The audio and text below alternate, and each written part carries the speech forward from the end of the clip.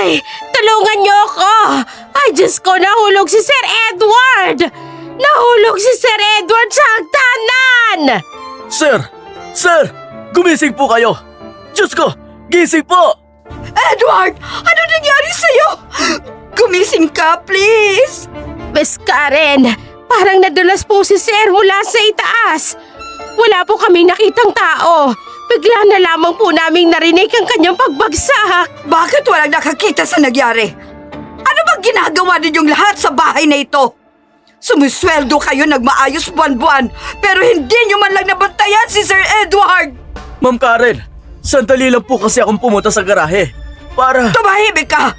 Wala akong pakialam sa dahilan mo!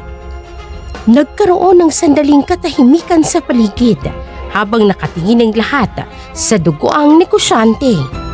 Ikaw! May narinig po akong kalabog at mabilis na hakbang bago siya bumagsak. Bago ka lang nakatulog dito, hindi ba? Opo, Ma'am Karen. 3 araw pa lang po ako dito sa mansyon. At sakto. Narito ka nang nangyari ang aksidente. Opo. Papunta po ako ng kusina nang marinig ko po yung pagbagsak sa hagdan. Siguraduhin mong totoo yung mga sinasabi mo sa akin. Wala po akong dahilan para magsinungaling sa inyo, Ma'am. tumawag na kayo ng ambulansya! Dalhin natin siya sa ospital ngayon din! Sa emergency room ng pinakamalaking ospital sa lungsod, mabilis ang galaw ng mga tao, takbuhan ng mga empleyado. Maririnig ang kalatog ng kulong ng stretcher at ang sunod-sunod na utos ng mga doktor sa mga nurse. BP is dropping rapidly. Prepare the ICU room right now. Doc, please po, iligtas niyo ang buhay ni Sir Edward. Sa waiting area, sa labas ng silid, nakaupo si Karen sa isang upuan. Nakayuko ang kanyang ulo, nanginginig ang kanyang balikat at may hawak na basang panyo sa kanyang mukha. Hindi ko alam kung paano nangyari ito. Hindi ko naprotektahan ang asawa ko. Ano na ang mangyayari sa pamilya namin? Naku, tingnan nyo naman yung misis. Kawawa naman. Mukhang mabait at mahal yung asawa niyang naaksidente. Napakagaling umarte ni Karen sa harap ng maraming tao. Pero hindi lahat ay nadadala sa kanyang mga luha. Sa pinakadulong upuan ng waiting area, nakaupo si Linda. Tahimik siya, hindi umiiyak at hindi gumagalaw habang nakatitig kay Karen. Ang galing mong umarte. Pero hindi mo ko maluloko. Dahan-dahang lumapit si Hector sa kinaroroonan ni Linda upang makipag-usap nang walang nakakarinig. Ma'am Linda, hindi po ba sobra na ito?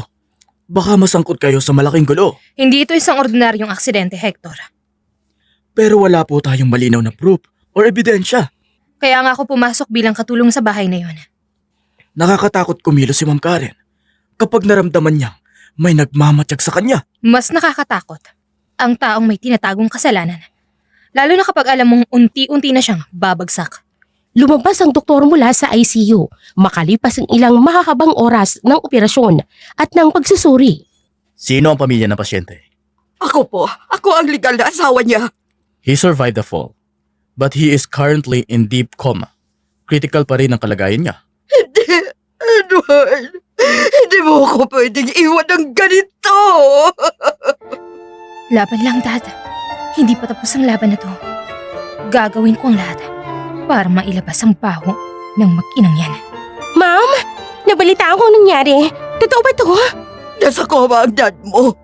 Hindi natin alam kung kailan siya magigising. Ma'am, calm down. Stop crying. This is actually works for us. Huwag dito sa ospital. Maraming nakakarinig. Nakatingin si Linda mula sa malayo sa kinaroroonan ng dalawa. Narinig niya ang bawat pabulong na salita na binibitawan ng mga ito. Tama nga. Silang dalawang ha. 3 linggo ang nakalipas bago ang aksidente. Palihim na tumawag si Edward Alcantara sa kanyang anak na si Linda habang nasa ibang bansa pa ito. Nakiusap ang ama sa telepono na umuwi ang anak at magpanggap bilang isang katulong upang manmanan ang kanyang pangalawang asawa at ang stepdaughter nitong si Vanessa. Linda, kailangan ko ang tulong mo ngayon. Dad, ano bang nangyayari dyan sa bahay at sa kumpanya? May nararamdaman akong mali na nangyayari sa loob ng mansyon. Si Karen ba at ang anak niya? Hindi agad nakasagot si Edward. Huminga muna siya ng malalim habang nakatitig sa pinto ng kanyang silid upang siguraduhin walang nakikinig. Hindi ko pa siya nahuhuling may direktang ebidensya, pero may ginagawa siya kahina-hinala sa mga papeles at sa pera ng Alcantara Group. So anong gusto mong gawin ko? Anong plano natin, Dad? Umuwi ka dito sa Pilipinas at pumasok ka sa mansyon. Magpanggap ka bilang isang simpleng katulong. Sandaling tumahimik ang linya ng cellphone sa pagitan ng mag-ama. Dad, seryoso ka ba sa sinasabi mo? Ako? Magpapanggap na katulong kina Karen?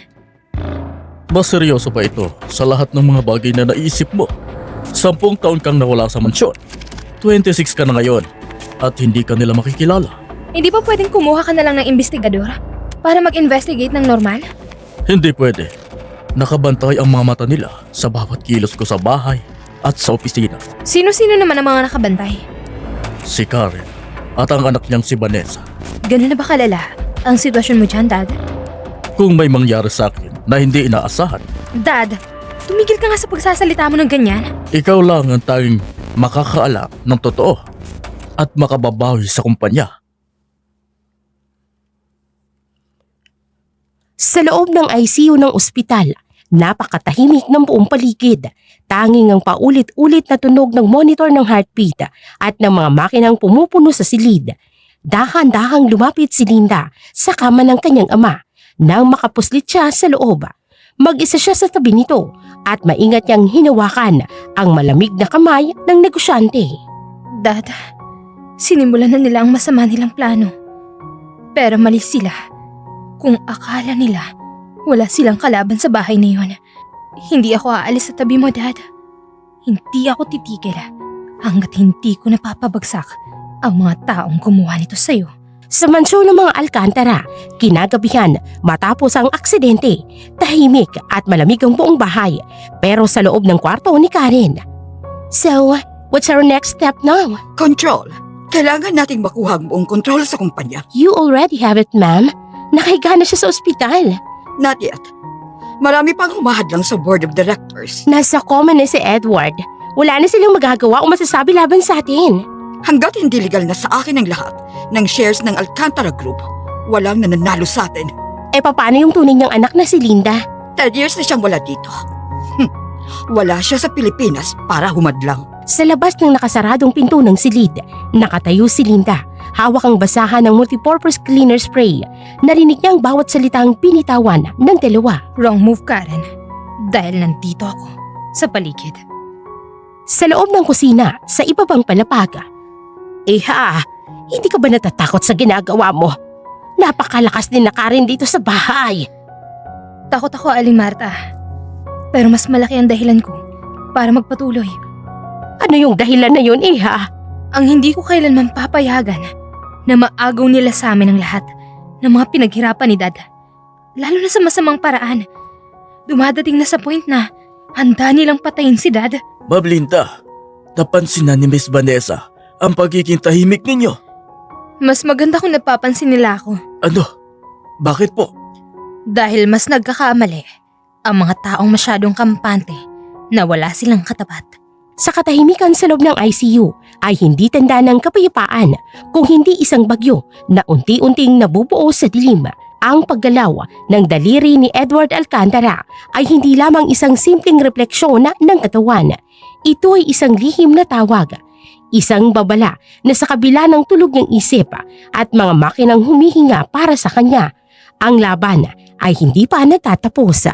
At para kay Linda, ang maliit na galaw na yun ay sapat na upang mag-alab ang apoy ng paghihiganti sa kanyang puso. Maraming salamat, Dad. Salamat dahil pinaramdam mo sa akin na lumalaban ka pa. Huwag kang mag-alala. Hindi ko sasayangin ang pagkakataong ito. Hahayaan ko silang magtiwang sa pag-aakalang natalo ka na nila. Hahayaan ko silang isipin na kontrolado na nila ang buong pamilya Alcantara. Dahil habang nagiging kampante sila, mas nagiging bulag sila sa sarili nilang pagkakamali. Babawiin ko lahat ng sa atin, Dad. Salita man, yaman, o hustisya. At sisiguraduhin kong sa mismong mga kamay ko sila babagsak. Samantala, sa loob ng living room ng mansyon, tila malayang naghahari ang panlilinlang. Nakaupo si Karen sa mamahaling sofa, may hawak na baso ng wine. Habang si Vanessa naman ay nakatayo sa tabi ng malaking bintana, nakatingin sa malawak na lupain na tila ba sa kanila na ang buong mundo. Ma'am, hindi ako makapaniwala na ganun lang kadali ang lahat. Akala ko ba matalino si Edward? Akala ko ba walang sino mang makakapaglagapak sa dakilang negosyante na yan? Pero tingnan mo ngayon, nakahiga sa malamig na silid ng ospital. Walang laban. Umaasa na lamang sa tulong ng makina para mabuhay. Hindi ba? Napakagandang tanawin yon para sa atin. Huwag kang masyado maging kampante, Vanessa. Ang tagumpay ay hindi nasusukat sa unang pagkakataon na lumuhod ang kalaban. Nakahiga man si Edward, naroroon pa din ang pangalan niya sa bawat kontrata, sa bawat ari-arian at sa bawat bank account ng kumpanyang ito. Hanggat hindi natin na itatala sa ating mga pangalan ang huling piraso ng kanyang yaman, nananatili tayong nakatayo sa ibabaw ng manipis na salamin. At higit sa lahat, kailangan nating siguraduhin na walang anumang ingay na makakarating sa tunay niyang anak na si Linda. Si Linda? Ma'am, nasan ba ang babaeng yun? Nagtatago sa kung saan dahil sa takot. Mula nang mangyaring aksidente, wala man lang siyang lakas ng loob na magpakita dito para ipaglaban ang dad niya. Isa siyang duwag. Wala siyang kakayahang pantayan ng katalinuhan natin, lalo na ang kapangyarihan mo. Kaya bago pa man siya makabalik, tapos na ang laban. Ngunit hindi nila alam, sa mismong sulok ng pintuan ng silid, nakatayo ang isang ordinaryong kasambahay, si Linda, na nagtatago sa ilalim ng bagong pagkatao.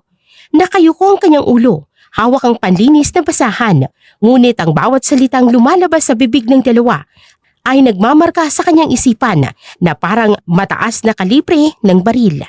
Sige lang, mag-usap kayo. Magsaya kayo. Sa pag-aakalang wala ako dito. Ang akala nyo'y naging duwag ako dahil hindi ako nagpakita bilang isang tagapagmana ng pamilyang to.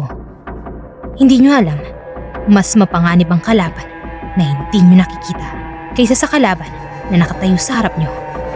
Ang bawat tawa nyo ngayon ay magiging utang na babayaran nyo ng may kasamang interes. At kapag dumating ang araw na ipamukha ko sa inyo kung sino talagang niloloko nyo, sisiguraduhin kong wala na kayong kahit na ano masasandalan. Sa gitna ng tensyon sa loob ng bahay, dahan-dahang lumapit si Hector kay Linda nang makatungtong ito sa madilim na pasilyo patungo sa kusina. Ma'am Linda, pakiusap po. Sumuko na tayo habang may oras pa. Narinig ko ang pinag-uusapan ni Ma'am Karen at Miss Vanessa. Naghahanda na sila ng mga legal na papeles para ilipat ang lahat ng mga kumpanya at mansyon sa pangalan nila. At habang natuklasan nilang kayo, ang bagong katulong na ito, hindi lang po trabaho ang mawawala sa inyo. Ipapapatay nila kayo. Banta sila sa buhay ninyo. Tignan mo nga ako. May nakikita ka bang takot sa mga mata ko? Nung gabing nahulog ang dad ko sa hagdan na yun, namatay na rin ang lumang Linda na kilala nyo. Ang nakatayo sa harap mo ngayon ay ang taong nakahandang isakripisyo ang lahat. Ang pangalan ko, ang karangyaan ko, at kahit ang sarili kong buhay para lamang mawasak ang kasinungalingang itinayo ng dalawang babaeng yun. Kung gusto mong umalis at iligtas ang sarili mo, hindi kita pipigilan. Pero kung mananatili ka sa tabi ko, siguraduhin mong handa kang tumayo sa gitna ng apoy. Dahil kapag nagsimula na akong gumante, walang sino man ang makakapagpatigil sa akin. Napatigil si Hector. Ang lambot at kahinhinan na dating pagmamay-ari ng dalaga ay tuluyan ang napalitan ng isang bakal na paninindigan. Habang lumalalim ang gabi, ang bawat tauhan sa mansyon ay patuloy na naglalaro sa isang larong walang nakakaalam kung sino ang tunay na nagmamay-ari ng mga card. Ngunit isa lang ang tiyak, sa bawat hakbang ni Linda sa loob ng tahanan yun, mas lumalapit ang oras ng paniningil. Sa kabila ng madilim na nakaraan sa mansyon ng mga Alcantara, nagbalik si Linda matapos ang 10 taong pagtatapon sa kanya sa ibang bansa ng amang si Edward upang protektahan siya sa inggit ng kanyang stepmother na si Karen. Hindi na siya ang mahiyain at protektadong tagapagmana noong siya'y 16 na taong gulang pa lamang. Nagpanggap siyang isang simpleng katulong sa sarili nilang tahanan habang nakaratay sa koma ang kanyang ama dahil sa isang misteryosong pagkahulog sa hagdanan. Sa gitna ng panggigipit at banta ng kanyang mga kaaway na aagaw sa kanilang kumpanya at yaman, iniwan ni Linda ang takot at ang luha. Bitbit ang galit ng nakaraan at ang matinding determinasyon. Ginamit niya ang kanyang bagong pagkatao upang maging mata at kamay na palihim na wawasak sa kasinungalingan ni Karen at Vanessa upang bawiin ang lahat at ipaglaban ang kanyang ama. Iha, pakiusap. Mag-iingat ka sa bawat galaw mo. Hindi mo kilala kung gaano kastuso si Karen at ang anak niyang si Vanessa. Stepdaughter lang naman si Vanessa ni Sir Edward. Anak ni Karen sa unang lalaki. Bago pa man siya pumasok at naging pangalawang asawa dito sa mansyon.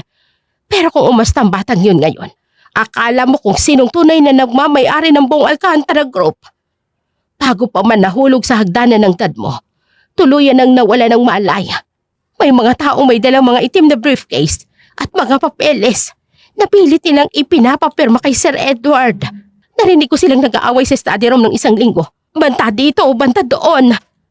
Kapag hindi daw pumayag ang dad mo sa gusto nila, sisiguraduhin nilang walang alkantarang matitirang buhay sa mundong ito. Alam ko ang lahat ng yan, Aling Marta. Huling pagkakataon na nakita ako ni Karen sa bahay nito. 16 years old pa lang ako. Isang batang madaling takutin, utuin, at manipulahin. Ngayong 26 years old na ako. Hindi man lang maisip ng makikitid nilang utak na ang katulong na inuutusan nila, pinalalayas, at pinandidirihan nila araw-araw ay ang mismong batang itinaboy nila 10 years ago. Kung kailangan kong maging demonyo sa harap ng mga demonyong tulad nila para lang protektahan ang naiwan na laban ni Dad habang nakaratay pa siya sa koma, gagawin ko ng walang pag-aalinlangan.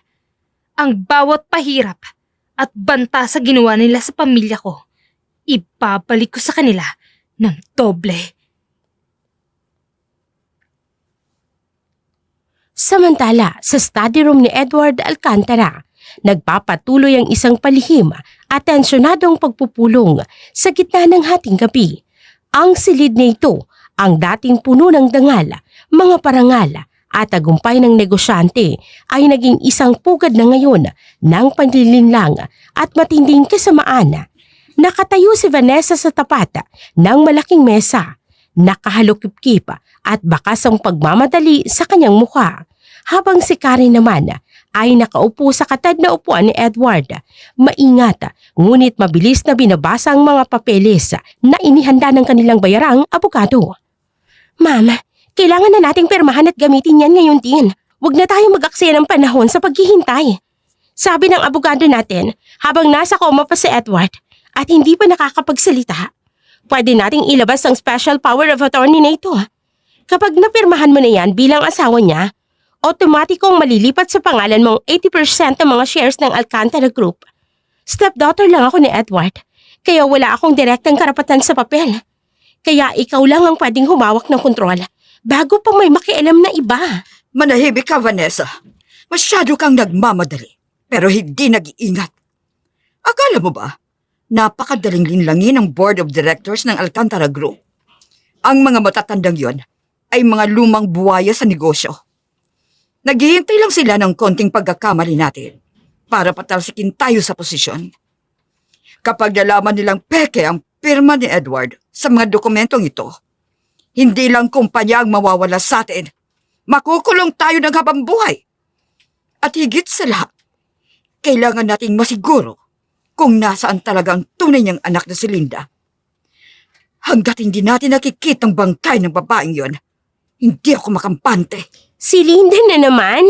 Ma'am, 16 years old lang yun ang huling nakita mo dito sa mansyon. 26 na siya ngayon at sigurado akong magpapakasaya lang yun sa kung saan. O baka nga nabubulok na at patay na sa hirap sa ibang bansa. Wala yun sa Pilipinas, ma'am. Ano naman ang magagawa ng isang Linda Alcantara laban sa lakas at kapangyarihan natin ngayon? Ang totoong banta na dapat nating alalahanin ay kung hindi natin makukuha ang kontrol ng kumpanya bago pa magising si Edward or madiskubre ng Board of Directors. Hindi mo kilala ang dugo ng mga Alcantara, Vanessa. Noong huli ko siyang makita 10 years ago, matigas at matalinong batang yon. At kung bumalik man siya dito nang hindi natin nalalaman, sisiguraduhin kong matutulad siya sa dad niya. Hindi alam ni Karen at Vanessa na nasa labas ng pinto ng study room, nakatayo si Linda. Hawak niya ang tray ng kape at merienda na iniutos ng mga katulong sa kusina. Ang bawat salita tungkol sa peking special power of attorney, ang pagnanais nilang agawin ng kumpanya at ang pagmamalaki ni Vanessa bilang stepdaughter ay malinaw na tumatagos sa kanyang pandinig. Nanginginig ang kanyang mga kamay sa matinding galit, ngunit pinalalamig niya ang kanyang ulo. Huminga siya ng malalim, pinalambot ang kanyang mukha at kumatok ng 3 beses sa pinto. Ma'am Karen, pasensya na po sa istorbo. Ihahatid ko lang po ang kape at merienda na iniutos niyo kanina sa kusina. Pumasok ka, ipatong mo yan sa mesa at umalis ka kagad. Siguraduhin mo lang na naglilinis ka lang at hindi ka nagmamatsak o nakikinig sa mga ginagawa namin dito ha. Dahil sa bahay na to, ang mga katulong na masyadong maraming nalalaman at gustong magmarunong, mabilis na nawawala at natatagpuan sa kangkungan. Naglilinis lang po ako, Miss Vanessa. Pero kung may kailangan po kayo ipatapon, tulad ng mga lumang kasinungalingan, maduduming lihim, o pekeng dokumento, handa po akong tulungan kayo para malinis ng tuluyan ang bahay na to. Anong sabi mo? Anong pinagsasabi mong peke? Patawad po, Ma'am Karen. Ang ibig ko pong sabihin, yung mga lumang papel at kalat po dito sa mesa nyo, baka po kasi nakagugulo na po sa ginagawa nyo. Pasensya na po talaga. Hindi ko na po uulitin. Aalis na po ako. Pagkalabas ni Linda sa silid at pagkasara ng pinto, pinalit ng isang malamig at nakakatakot na ngiti ang takot sa kanyang mukha. Napatunayan niya na ang lahat ng kanyang hinala. Peke ang mga papeles na gagamitin ng dalawa. Nagmamadali silang agawin ng kumpanya at higit sa lahat, walang kaalam-alam sina Karen at Vanessa na ang 26 years old na Linda na kinakatakutan nilang magbalik ay ang mismong katulong na katatapos lamang nilang utusan at insultuhin. 10 taon niyo akong inilayo sa bahay na to at sa dad ko. Pero ngayon, bumalik ako para bawiin ang lahat ng samin. Magsumikap kayong pirmahan at ilabas ang mga peking papel na yan. Karen at Vanessa, dahil ako mismo ang lalabas mula sa dilim upang wasakin kayo sa harap ng buong kumpanya at ng board of directors. Samantala, sa ICU, isang misteryosong at isang lalaking nakaitim na jacket at nakatagong mukha sa ilalim ng sombrero ang dahan-dahang pumasok sa executive ward ni Edward. Inilabas nito mula sa kanyang bulsa ang isang syringe na may bisang pumatay ng tao sa loob lamang ng ilang segundo. Lumapit ang lalaki sa kama nang walang kamalay-malay na negosyante. Ngunit bago pa man bumaon ang karayom sa tubo ng swero ni Edward, biglang tumunog ang emergency alarm sa pinto. Dahil sa formal na pagpasok ng rooping nurse para sa Harley check-up, nagulat ang killer na bitawan ng syringe sa semento at mabilis na tumakbo palabas ng emergency exit. Bagamat nananatiling koma si Edward, may isang maliit na galaw ang kanyang mga daliri. Ang napansin ng nurse sa gitna ng gulo. Ligtas ang haligi ng pamilya Alcantara. Ngunit ang laban para sa pamilya at yaman ay mas nagiging mapanganib at nakamamatay sa bawat oras na lumilipas. Kinaumagahan sa dining room, nakaupo sina Karen at Vanessa, nag-aalab ang matinding tensyon at takot. Ang pumalpak na pagtatangka sa buhay ni Edward kagabi ay hindi nagdulot ng pagsisisi sa kanila, kung hindi lalo lamang nagpausbong sa kanilang matinding kasamaan at takot na mabunyag ang kanilang mga ginagawa. Habang nasa koma si Edward, ang mag-ina ay tila mga lobong nag-aagawan sa natitirang bahagi ng bakuran. Ang bawat minutong hindi nagigising si Edward ay isang pagkakataon para sa kanila na maisakatuparan ng planong matagal na nilang binuo sa kadiliman. Hindi sapat na mapa sa kanila ang mansyon. Ang tunay na target ay ang kumpletong kontrol sa buong Alcantara Group sa lahat ng milyong pondo nito. Ma'am, tigwa wala na sa galit ang tao natin sa ospital. Sabi niya, mahigpit na daw ang bantay doon simula nang tumunog ang emergency alarm kagabi. Bawat oras daw, may mga nagro-roving na nurse at security guard na nagbabantay sa pinto ng ICU ni Edward. Paano kung biglang magising ang matandang yun? Paano kung makapagsalita siya at sabihin sa mga doktor at pulis ang tunay na nangyari sa hagdanan? Manahimik ka nga, Vanessa. Baka may makarinig sa'yo sa mga katulong. Bakit ba napakababaw ng pag-iisip mo? Kahit magising pa siya mula sa coma, hindi agad makakapagsalita o makakagalaw ang isang tao may malalang pinsala sa ulo. Ang kailangan nating ipag-alala ngayon ay ang mga natitirang lumang papeles dito sa study room. Bago pa man magpadala ng mga auditor ang board of directors mula sa kumpanya. Ano ba talagang balak mong gawin sa mga lumang folder na nakatago sa loob ng safe ni Edward? Bakit hindi mo pasunugin ang mga yun? Masyadong halata kapag sinunog natin ng sabay-sabay. Itatapon natin ang lahat ng ebidensya ng mga lumang transaksyon at ilalabas sa bahay nito ng paunti-unti. At gagamitin natin ang bagong katulong para maglinis sa loob ng silid na yun. Kapag nagkataong may maghanap ng mga papeles na yun, madali nating may papasa sa simpleng katulong ang sisi na nagkulang sa paglilinis o nagtapon ng mahalagang dokumento. Mabilis na inutusan ni Karen si Linda na pumasok sa loob ng study room ni Edward at ilabas ang mga kalat na lumang dokumento mula sa ibabang bahagi ng malaking kabinet. Ito ang kauna-unahang pagkakataon simula nang magbalik siya sa mansyon bilang isang katulong na nakapasok sa silid ng kanyang ama nang nag-iisa at walang sino mang nakatitig sa kanyang bawat kilawa. Ang study room na ito ay dating puno ng amoy ng mamahaling libro at ang paboritong kape ng kanyang ama. Ngayon, napapalibutan na ito ng alikabok ng panlilinlang. Dahan-dahang lumapit si Linda sa malaking mesa, ang lugar kung saan huling nakipag-usap ang kanyang ama sa mga abogado bago mangyaring itinuturing na aksidente. Eto na yun. Dito sinabi ni Dad sa tawag na itinago niya ang mga kopya ng transaksyon bago siya nahulog sa hagdan. Kailangan ko mahanap ang mga yon bago bumalik ang mag-ina. Habang nagmamadaling nagliligpit si Linda, may napansin siyang isang gray na folder na nakasingit sa pinakailalim ng vault sa ilalim ng mesa. Dahan-dahan niya itong hinila palabas at pinuksan. Sa loob ng folder, laking gulat ni Linda nang makita ang mga orihinal na resibo, bank transfer statement at mga offshore account at mga peking kontrata na may direktang lagda ni na Karen at Vanessa. Ito ang konkretong patunay ng malalaking halikan ng pera na unti-unting ninanakaw at inilalabas mula sa Alcantara Group sa loob ng nakalipas na 5 taon habang nasa ibang bansa si Linda. Milyon-milyon? Milyong-milyong piso ang tinakas nila mula sa kumpanya ni Dad. Buwan-buwan sa pamamagitan ng mga peking kumpanya. Kaya pala desperado silang patayin si Dad dahil nalaman ni Dad ang lahat ng mga pagnanakaw nila at ihahanda na sana ang kaso laban sa kanila bago siya tinulak sa hagdan. Biglang yumanig ang katahimikan ng silid nang marinig ni Linda ang tunog ng matitigas na lakad ng sapatos patungo sa pinto ng study room. Si Vanessa, walang pag-aalinlangan at may malamig na pag-iisip. Mabilis na isinara ni Linda ang gray folder. Mabilis itong isinilid sa ilalim ng basahan at tuwalya sa kanyang tray ng paglilinis bago pa man tuluyang maitulak ang pinto. Hoy, bakit napakatagal mo maglinis dito?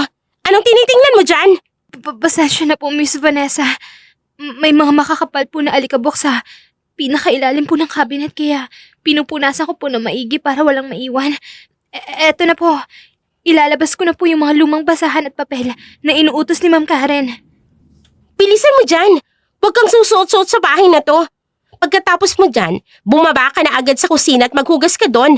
At siguraduhin mong wala kang pinakailaman o binasa kahit na anong papel dyan. Kung ayaw mong ipakaladkad kita sa mga guard, palabas naman siya na to. Opo, Miss Vanessa. Masusunod po. Aalis na po ako. Pagkalabas ni Vanessa ng silid, itinaas ni Linda ang kanyang ulo. Ang takot at pagiging mahinhin sa kanyang mukha ay tuluyang napalitan ng isang malamig, matalas at nakakakilabot ng ngiti ng tagumpay. Hawak niya ng sandata na wawasak sa mag-ina. Ang mga dokumentong ipinapatapon sa kanya, ang mismong susi na magtatali sa mga kamay ni na Karen at Vanessa patungo sa kulungan. Magpakasaya muna kayo sa pag-uutos at pagtrato sa akin na parang basahan ngayon. Karen at Vanessa. Dahil ang mga papeles na ipinapatapon niyo sa akin ngayon ang mismong magpapakulong at magpapabagsak sa inyo. Kinaumagahan sa mansyon, batid ng lahat na nawawalang mahalagang financial reports sa study room ni Edward. Dahil dito, nagalit si Karen at ipinag-utos ang mabilisang paghahanap at pagkapkap sa lahat ng kasambahay sa sala. Ilabas ninyong lahat ng mga gamit ninyo. Gayon din! May magnanakaw sa bahay na ito! Nandun lang kagabi ang mga folder sa study room. Walang ibang pumasok doon, kundi kayo mga katulong. Magsalita kayo bago ko kayo ipakulong lahat. Ma'am Karen, Ma'am Vanessa, maawa po kayo. Naglilinis lang po kami rito. Wala po kaming kinukuha na kahit na anong papel. Manahimik ka, Marta! Huwag mo akong daanin sa pakiusap! Ikaw, Inday, ikaw ang huling naglinis sa mesa ng dad kagabi, di ba? Miss Vanessa, mga lumang basahan lang po at alikabok ang inilabas ko doon. Lahat po ng papel na nandoon ay itinapon ko na po sa basurahan. Doon po sa labas tulad ng utos nyo. Ilabas mo yung bag mo. Kapkapan nyo yan! Mabilis na kinalikot ng tauhan ni Karen ang bag ni Linda at ang personal nitong gamit.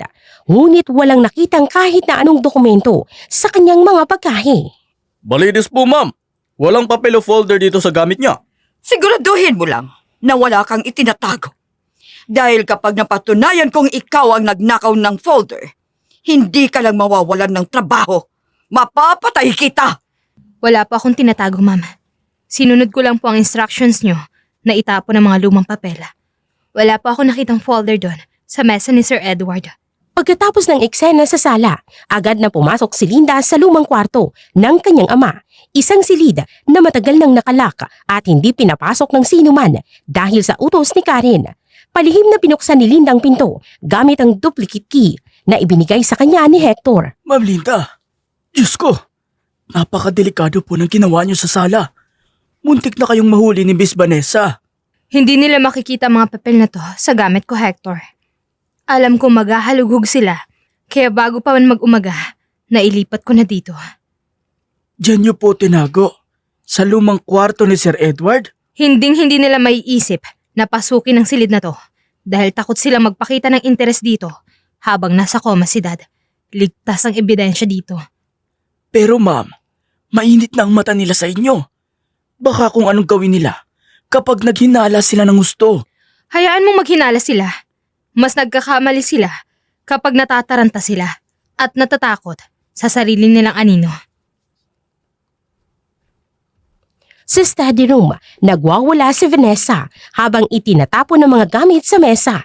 Si Karen naman nakatayo sa tabi ng pintana habang mabilis na nag-iisip. Ma'am, paano kung nakuha ng auditor yung mga papeles niyon? O kaya ng tauhan ng board of directors? Yari tayo kapag nakarating sa pulis ang ginawa nating bank transfers. Tumahimik ka, Vanessa! Umayos ka nga! Ma'am! Huwag kang magpakita ng takot sa harap ng mga katulong. Kung nawawala mga papel na yon, ibig sabihin ay may nakapasok dito sa bahay o may nagpapakasipag na nagmamasid sa atin. Sino? Si Inday? Hindi ko alam. Pero ngayon din, maglalagay tayo ng mga bagong tauhan. Papalitan natin ang lahat ng gwardya sa mansyon. At ipababantayan ko ang bawat kilos ng bagong katulong na yan. Walang lalabas ng bahay nang hindi kinakapkapan. Sa kusina, gabi na tahimik ang paligid habang naghuhugas ng pinggan si Linda. Dahan-dahang lumapit si Aling Marta sa kanya. Iha, narinig ko ang usapan ni Ma'am Karen at ni Miss Vanessa sa itaas habang nagliligpit ako ng kortina. Anong sinabi nila, Aling Marta? Ay, magpapasok daw sila ng mga bagong tauhan at gwardya bukas. Pinababantayan kanila ng maigi dahil naghihinala si Ma'am Karen sa pagiging tahimik mo. Salamat sa babala, Aling Marta. Ay, natatakot ako para sa'yo, Linda. Pakasaktan ka nila kapag nahuli ka. Huwag kang mag-alala, Aling Marta. Hayaan mo silang bantayan ako. Ang hindi nila alam, mas matagal ko na silang pinagmamasdan. Kinaumagahan sa mansyon, dumating ang matagal ng tapat na legal counsel ng pamilya Alcantara, si Attorney Alonso. Hawak niya ang mga papeles ng kumpanya habang formal na binabagtas ang salas patungo sa study room.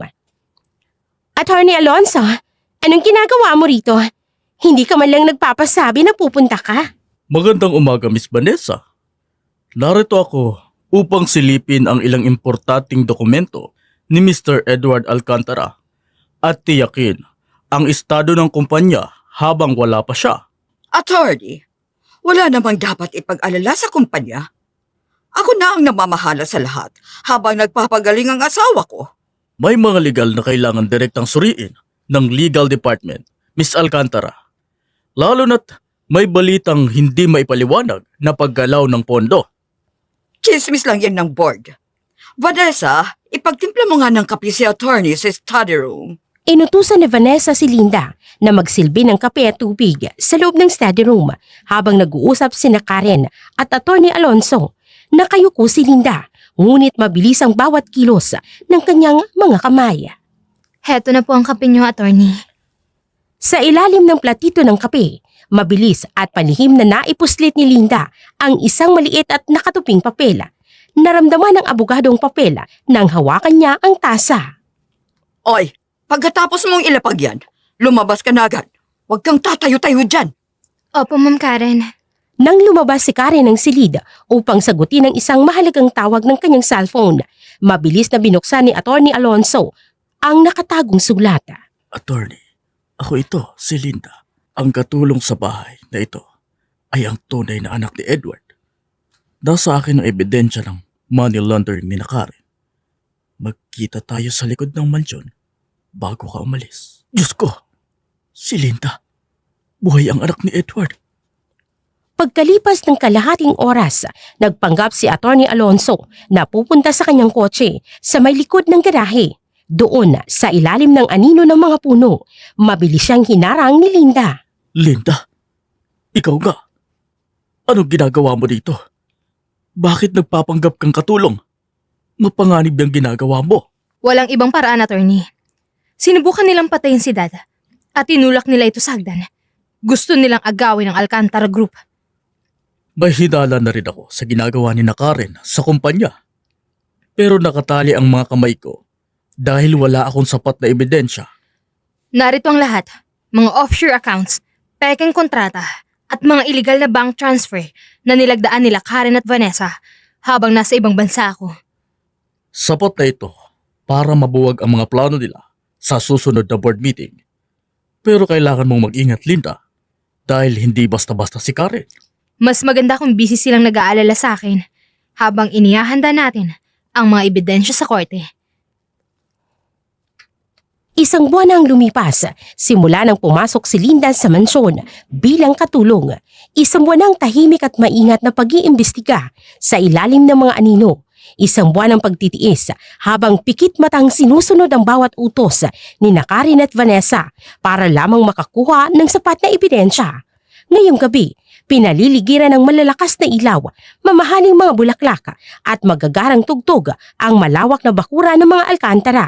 Nag-imbita si Karen ng isang eksklusibong dinner party para sa mga pangunahing miyembro ng board of directors, mahalagang stockholders at matataas na shareholders ng kumpanya.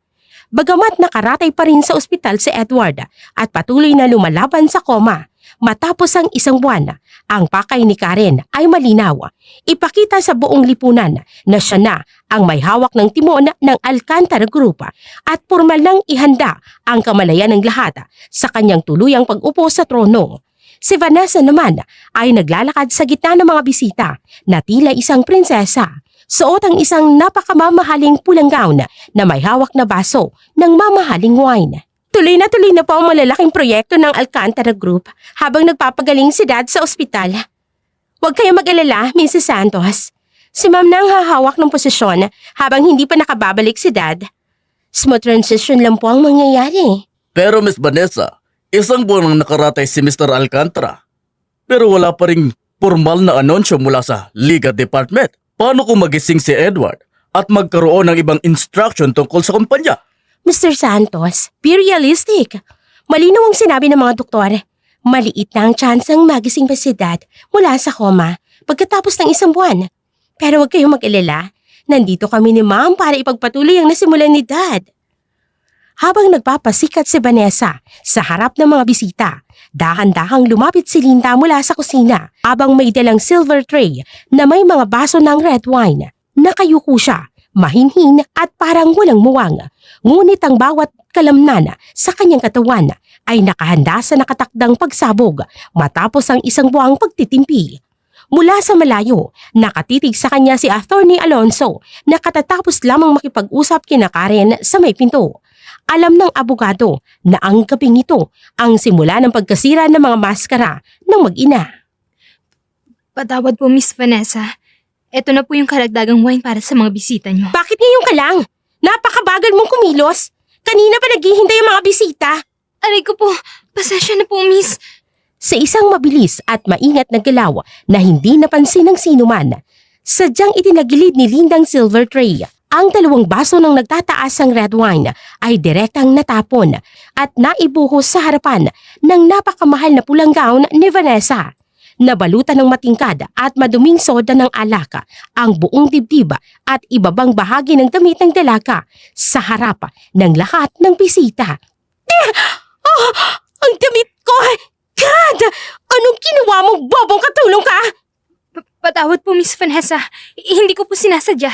Nadulas po ang paa ko sa sahig. Pagtawarin niyo po ako. Walang hiya ka! Milyon ang halaga ng damit na to, boba! Kung hindi ka basta katulong, peste ka pa sa buhay na to! Natahimik ang buong bakuran. Ang matataas na negosyante, ang mga bisita, ang mga board members ay napasinghap sa nakikitang matinding kagaspangan ng ugali ni Vanessa. Mabilis na tumakbo si Karen mula sa VIP lounge nang marinig ang hiyawan at ang gulo. Vanessa, ano nangyayari dito? Bakit ka nagwawala sa harap ng mga bisita natin? Ma'am, ang hampas lupang katulong na to, sinira niya ang gown ko. Sinadya niya to. Isang buwan ako nagtitiis sa pagmumukha ng babaeng to. Papatayin ko siya. Nagsasabi po ako ng totoo, Ma'am Karen. Nadulas lang po ako. Hindi ko po sinasadyang matapon ng alak. Huwag niyo po akong saktan. Sobra naman yan, Miss Vanessa. Isang aksidente lang yan. Pero nananakit ka na kaagad ng kasambahay. Ganito ba kayo makitungo sa mga tao dito sa mansyon ng Alcantara? Nakakagulat. Si Edward ay kilala sa pagiging maawain at marangal. Pero ang kanyang stepdaughter, napakainit ng ulo at walang pagpapahalaga sa kapwa sa harap ng maraming tao. Huwag niyo akong pangaralan. Bahay namin to. At ang katulong na to ay masamang tamo sa pamilyang to. Isang buwan na siyang palihim na nagmamasid. At alam kong may ginagawa siyang hindi maganda dito. Vanessa, kumalma ka. Manahimik ka at pumasok ka sa loob. Magpalit ka ng damit ngayon din. No, Ma'am! Pagod na ako sa pagtitimpi dito. Pati sa kumpanya sa nakaraang buwan. Pawang investigasyon at dudang ibinibigay nila sa atin. Kami na ang may hawak ng pera ng Alcantara. Bakit kailangan pa namin magpaliwanag sa inyong lahat? Napasinghap ang buong paligid sa ibinunyag ni Vanessa dahil sa kawalan nito ng kontrol sa sariling emosyon. Napatingin sina Karen at Attorney Alonso sa isa't isa. Samantalang ang mga board members ay nagsimulang magpulungan ng may matinding pagdududa at disappointment. Anong ibig sabihin nun, Mrs. Alcantara? Kayo na ang may hawak ng pera ng kumpanya? Isang buwan ang nakalipas, mula nang maaksidente si Edward. Pero wala pa ding inaaprubahan ang board na paglipat ng pondo at ng buong pamamahala sa inyo. Nalilito lang si Vanessa dahil sa matinding galit sa natapon niyang damit, Mr. Santos. Pagpasensyahan niyo na ang inasal ng anak ko. Wala pa kaming ginalaw sa pondo ng Alcantara Group na walang pahintulot mula sa inyo. Sa gitna ng tensyon at nagwawalang bulungan ng mga bisita, dahan-dahang tumayo si Linda mula sa sahig. Pinunasan niya ang kanyang apron at sa kauna-unahang pagkakataon sa loob ng isang buwan, dahan-dahan niyang itinaas ang kanyang ulo at tumitig ng diretso sa mga mata ni Karen at Vanessa. Wala nang takot. Ang natira ay ang matalas at nakakakilabot na mga mata ng isang tunay na tagapagmana. Ang taong mabilis mawala ng kontrol sa sarili ay ang taong mabilis ding naglalantad ng sarili niyang mga kasalanan. Anong sinabi mong katulong ka? Ikaw, sino ka ba talaga? Ako po ang taong ipinadala dito upang ipaalala sa inyo na hindi sa inyo ang mansyong ito, Karen. At gaano man kabilis ang takbo ng mga dila nyo at ng anak nyo ngayong gabi, may mga bagay na hindi nyo matatago sa oras na dumating ang totoong nagmamay-ari. Abat, talagang sinusumpukan mo ko, muchacha? Sobra na ito, Miss Vanessa. Marami ng bisitang nakakakita sa inyo. At Mrs. Alcantara, sa tingin ko, kailangan natin magkaroon ng isang emergency board meeting bukas upang linawin ang mga sinabi ng anak ninyo tungkol sa pondo ng kumpanya habang nasa koma si Mr. Edward Alcantara. Natahimik si Karen habang nakatitig kay Atty. Alonso at kay Linda. Naramdaman ng kanyang puso ang matinding kaba.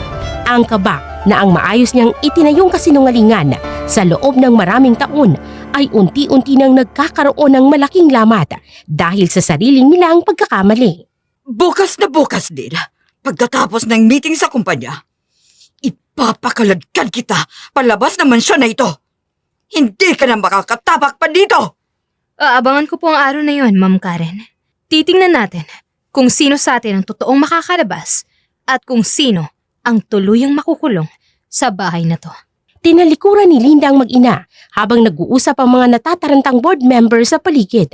Habang naglalakad siya pabalik sa madilim na pasilyo ng mansyon, may matalas na ngiti ng tagumpay sa kanyang mga labi. Naisagawa na ang unang malaking pag-atake matapos ang isang buwang pagtitimpi at paghahanda. Ang galit ni Karen at Vanessa ang naging sarili nilang parusa sa harap ng mga taong dapat ay kakampi nila. Ang maskara ay tuluyan ng nabitaka at ang totoong digmaan para sa Alcantara Group ay opisyal nang nagsimula. Madaling araw, pagkatapos ng magulong dinner party, walang tulog sina Karen at Vanessa sa study room dahil sa mga nangyari. Nawala sa isip nila si Linda. Biglang tumunog ang cellphone ni Karen mula sa ospital. Hello? Anong balita dyan sa asawa ko? Mrs. Alcantara, nagkaroon na ng pagbabago sa kondisyon ni Mr. Edward. Tumaas na rin ang brain activity niya at gumagalaw na rin ang daliri niya anytime this week. Pwedeng-pwede na siyang magising mula sa koma. Ano? Makakaalala ba siya agad? Based sa huling scan, maayos na ang brain function niya. Malaki ang chance siyang makapagsalita siya kaagad pagdilat ng mga mata niya. Pero wala pa rin kasiguraduhan yon. Ibinaba ni Karen ang cellphone, napasandal siya sa pader, namumutla at nanginginig ang mga labi. Ma'am, anong sabi ng doktor? Bakit kinyo ng mukha mo? Gising na si Edward. Lumalaban ang katawan niya. Maybe this week, he will open his eyes and will start talking. Shit! Paano na tayo? Kapag nalaman ni Dad na itinulak ko siya sa hagdan at kinuha natin ang pera sa bangko, ipapakulong niya tayo, Ma'am. Ayoko maghirap, ayoko makulong. Manahimik ka nga! Huwag kang magpanik. Wala tayong oras para mag-iyakan dito. Anong gagawin natin? Bukas ng emergency board meeting kasama si Atty. Alonso. Alam kong may limit ang online wire transfers at hindi papasok ang milyones sa gabi. Kaya bukas na bukas din, alas 8 ng umaga, bago mag-start ang board meeting, idediretso ko itong mga signed over-the-counter transfer forms sa main branch ng bangko natin. Papayag ba ang bangko? 500 million pesos yun, Ma'am. Isusumbong tayo sa AMLA. Kinausap ko na ang bayarang branch manager natin doon. Bayad na siya. Gamit itong peking SPA at Corporate Authority documents na maklear niya over-the-counter ang telegraphic transfer ng 500 million pesos papunta sa Swiss account natin. Pagkapasok ng pera, diretso na tayo sa airport. Habang nagmamadali ang mag-ina sa pag-aayos ng mga dokumento, hindi nila namalayang nakabukas ng bahagyang pinto ng study room. Sa labas, nakatayo si Linda sa madilim na pasilyo, nakasuot ng earpiece habang hawak ang isang nakatagong voice recorder na nakakabit sa directional microphone sa ilalim ng pinto. Siguraduhin mo lang, Ma'am, na maipapasok ng manager yan over-the-counter wire transfer bago tayo mahuli. Limasin na natin ang lahat bago pa makapagsalita si Dad tungkol sa pagtulak natin sa kanya sa hagdanan. Nakahanda ng lahat ng peking papel. Wala nang makakahabol sa akin bukas. Nakuha rin kita. Huling kamalian nyo na to. Mabilis na dumiretso si Linda sa kwarto ng mga katulong sa ibaba at agad na tinawagan si Atty. Alonso sa encrypted line. Linda, madaling araw na. Ano nangyayari? Attorney, nagpanik na sina Karen at Vanessa. Katatapos lang nilang ihanda ang mga peking over-the-counter authorization forms at gagamitin nila ang bayarang branch manager para ma-wire ang 500 million pesos sa Swiss account nila bukas ng 8 a.m. Over-the-counter transaction? Sa bayarang manager? Pero Pera yun ng kumpanya. Oo, pero na-record ko na ang buong usapan nila at ang pag-amin nila sa pagtulak kay Dad sa hagdanan. May balita rin mula sa ICU. Nagkamalay na si Dad. Ha, perfect. Papapuntahan ko kaagad sa Anti-Money Laundering Council at NBI ang bank branch para i-freeze ang account at hulihin sa mismong counter ang manager at si Karen. May ebidensya na tayo ng attempted bank fraud, grand larceny at attempted murder. Attorney, abangan niyo si Karen sa bangko. Pero gusto kong sa harap mismo ng emergency board meeting, sila tuluyang mawawasak. Sige Linda, makakaasa ka. Bukas na bukas din tatapusin na natin to. Pagkababa ng cellphone, dahan-dahang lumapit si Linda sa bintana ng kanyang kwarto habang nakatingin sa nag-aagaw na dilim at liwanag ng umaga. Mag-impake na kayo, Vanessa. Dahil ang biyahe niyo bukas ay hindi papuntang Switzerland, kundi diretso sa kulungan. Kinaumagahan, alas 7 pa lamang ng umaga, abala ng buong mansyon habang si Karen ay nasa loob ng kanyang study room at mabilis na pinapalabas sa mga peking over-the-counter transfer forms at gintong alahas mula sa vault. Si Vanessa naman, nasa kabilang kwarto, mabilis na nag-iimpake ng kanyang mga mamahaling gamit. Subalit sa gitna ng matinding taranta, isang matinding realisasyon ang pumasok sa isip ni Vanessa habang nakatingin sa kanyang cellphone. No, masyadong mainit si Mama. Siya ang pumirma sa mga peking dokumento. Siya ang direktang kakausapin ng bangko at ng board. Kapag kasama ko si Mama, sabay kaming babagsak at makukulong. Mabilis na kinuha ni Vanessa ang kanyang 2 malalaking luggage at ng bag na naglalaman ng sarili niyang passport at passport size cash bundle na itinago niya dati pa. Dahan-dahan siyang lumabas ng kwarto patungo sa hagdanan nang hindi nagpapaalam sa kanyang ina. Ngunit sa gitna ng pasilyo, hinarang siya ni Linda, hawak ang map at ang walis tambo. Ikaw? Anong ginagawa mo rito? Tabi! Aalis ka, Miss Vanessa? Saan po kayo pupunta? Manahimik ka. Kung gusto mo ng pera, bibigyan kita. Huwag ka lang maingay kay Mami o kahit kanino sa bahay na to. Si Ma'am lang ang haharap sa board meeting ng bangko bukas. Hindi ako damay sa mga kalokohan niya. Iiwan mo ang mami mo para lang makaligtas ka? Kanya-kanya na sa pamilyang to. Masyadong tanga si Ma'am para magpahuli.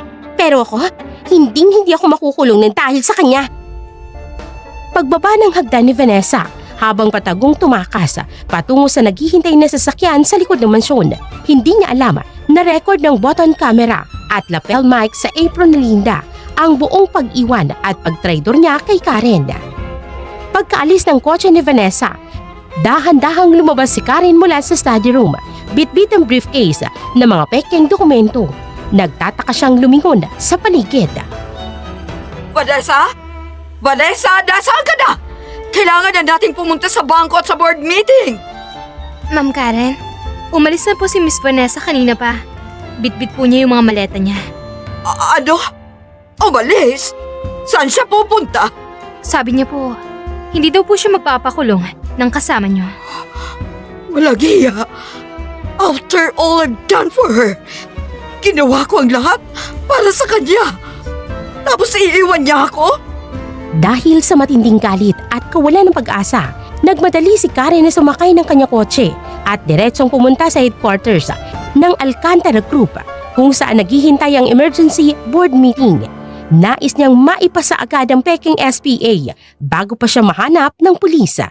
10 a.m. sa loob ng Marinyang Executive Boardroom ng Alcantara Group, nakaupo ang lahat ng board members, si Attorney Alonso at ang mga abogado ng kumpanya. Pumasok si Karen, balisa, pawisan at nanginginig ang mga kamay habang itinutulak ang mga papeles sa gitna ng mesa. Good morning, gentlemen. Heto na ang formal na special power of attorney at board authorization na nilagdaan ng asawa ko bago siya maaksidente. Formal ko nang kinukuha ang buong kontrol sa pondo at pamamahala ng kumpanya. Sadali lang Miss Alcantara. Bago natin pirmahan yan, meron pang isang board member na darating. Bumukas ng malakas ang malaking double door ng boardroom. Pumasok ang 4 na NBI agent kasama ang kinatawan mula sa Anti-Money Laundering Council at sa gitna nila naglalakad si Linda. Wala ng apron at basahan, Suot niya ang isang eleganteng navy blue corporate suit, nakataas ang noo at may matalas at nakakakilabot na aura ng isang tunay na leader. Ikaw? Ang katulong? Anong ginagawa mo dito? Hindi lang siya katulong, Karen. Harapin mo si Miss Linda Alcantara, ang tunay na nag-iisang heiress at legal owner ng Alcantara Group. At hindi lang yan, Miss Alcantara.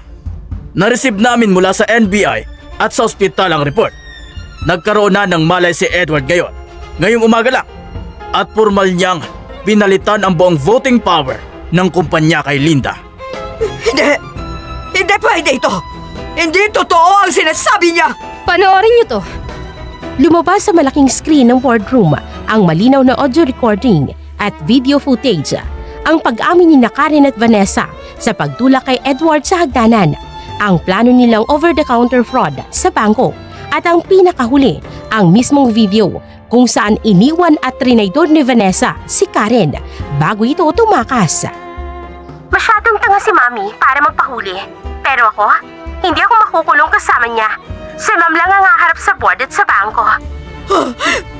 Vanessa! Ang sarili kong anak! Iniwan ka ng sarili mong anak para iligtas ang sarili niya. Pero huwag kang mag-alala, Karen. Nahuli na ng mga otoridad si Vanessa sa airport bago pa man siya makasakay ng eroplano papuntang Switzerland. Magkikita rin kayo sa loob nga lang ng kulungan. Miss Karen Alcantara, you are under arrest for attempted murder, bank fraud, and money laundering. Tapos na ang laro ninyo. At simula ngayong araw, ako na ang mamamahala sa pamilya at sa kumpanyang sinubukan yung sirain. Isang linggong mabilis na lumipas matapos ang pagbagsak ni Karen at Vanessa. Ang balita sa telebisyon at mga pahayagan ay walang ibang paksang pinag-uusapan kung hindi ang pag-aresto sa kanila. Sa loob ng kulungan, sa isang cramp, mabaho at mainit na selta, malayo sa marangyang buhay ng kanilang kinasanayan, magkasamang nakakulong sina Karen at Vanessa habang naghihintay na ilitis para sa kasong attempted murder, grand larceny at bank fraud. Walang ibinigay na piyansa ang korte. Kasalanan mo tong lahat, ma'am. Kung hindi ka tanga, hindi sana tayo nakakulong sa mabaang lugar nito. Sinira mo ang buhay ko. Ako pa ang tanga! Iyang-hiya naman ako sa'yo! Sinong anak ang nag-impake ng lahat ng pera at maleta para iwan ang sarili niyang ina sa gitna ng gulo? Tinraidor mo ako, Vanessa! Iniputan mo ako sa ulo! Dahil pabigat ka, alam kong mahuhuli ka, kaya kailangan kong iligtas ang sarili ko. Pero dahil sa kabobohan mo sa bangko, pati ako nadamay at nahuli sa airport. Pwisit! Walang utang na loob! Pinalaki kita sa karangyaan. Ginawa ko ang lahat para sa'yo. Tapos iiwan mo lang ako? Huwag mo na sa akin isisi ang kasalanan mo. Isasampulit ko sa korte na ikaw nag-utos sa akin ng lahat. Makakalabas ako dito at maiiwan ko mag-isa. Hoy, hoy, hoy! Tumahimik ka kayong dalawa dyan. Mag-ina pa naman kayo, pero nagpapatayin ka sa loob. Manahimik kayo dyan bago ko kayo dalhin sa isolation room. Samantala, sa isang tahimik at eksklusibong VIP room sa ospital sa Tagaytay, presko ang simoy ng hangin, nakaupo sa kanyang kama si Edward Alcantara. Bagamat medyo pumayat at nanginginig pa ang mga kamay mula sa mahabang koma, buo na ang kanyang kamalayan at maayos na ang kanyang pananalita. Kasama niya sa silid si Linda na nakasuot ng isang simpleng puting dress, malayo sa apron at basahan na kanyang ginagamit. Sa loob ng isang buwan, si Attorney Alonso na may hawak ng makapal na binder ng mga legal na dokumento. Linda, anak, patawarin mo ko. Nagpakabulag ako sa loob ng maraming taon. Pinatira ko sa bahay natin at pinagkatiwalaan ang mga taong halos pumatay na sa atin. At ang dahilan ng paglayo mo sa akin. Dad, huwag mo nang isipin yun. Ang mahalaga sa akin ngayon, gising ka na, ligtas ka na, at kasama na kita. Natapos ang bangungot natin kina Karen at Vanessa. Hindi na nila tayo masasaktan kailanman. I am so proud of you.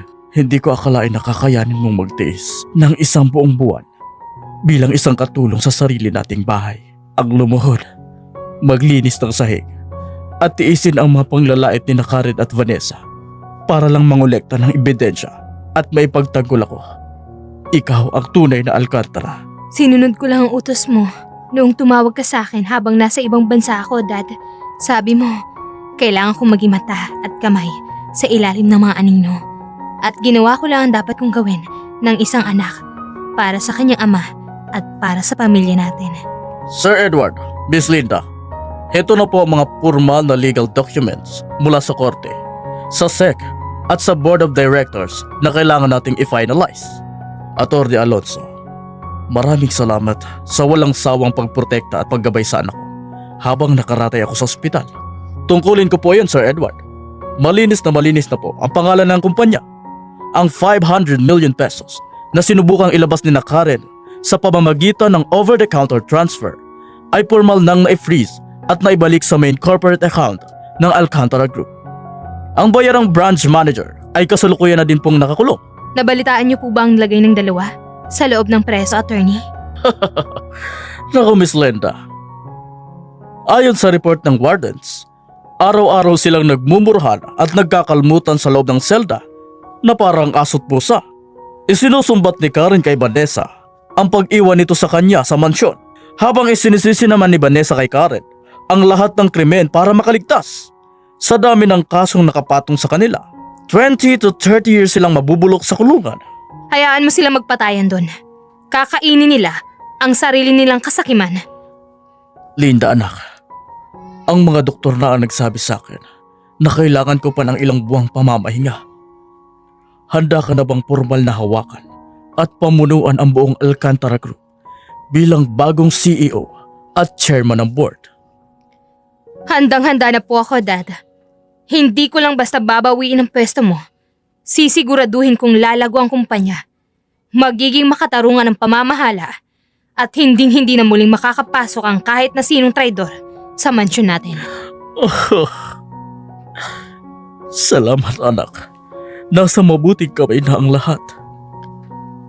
Pagkalipas ng 2 linggo, ginanap ang isang napakalaking press conference sa Grand Ballroom ng Alcantara Hotel sa harap ng daang-daang mamamahayag at kilalang negosyante.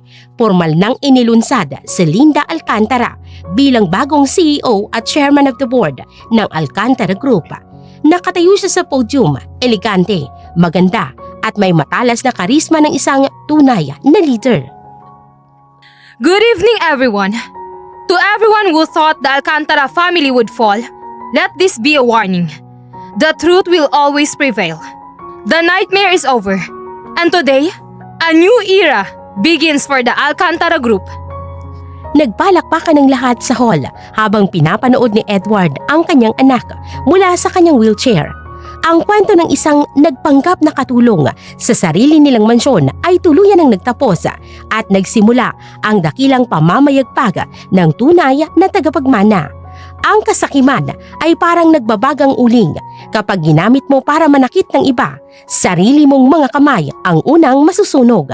Ang hangad na makuwang hindi sayo sa mabilis at madayang paraan ay laging may katapat at mataas na paniningil. Maaaring magwagi ang kasinungalingan at pagtatraitor sa simula, ngunit panandalian lamang ang tagumpay na nakatayo sa dusa ng iba.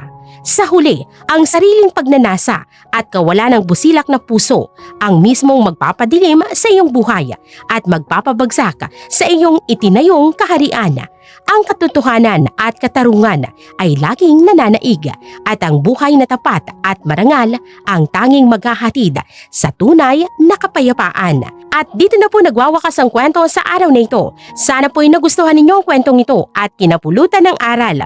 Muli, maraming salamat sa patuloy ninyong suporta sa ating channel. Magandang araw!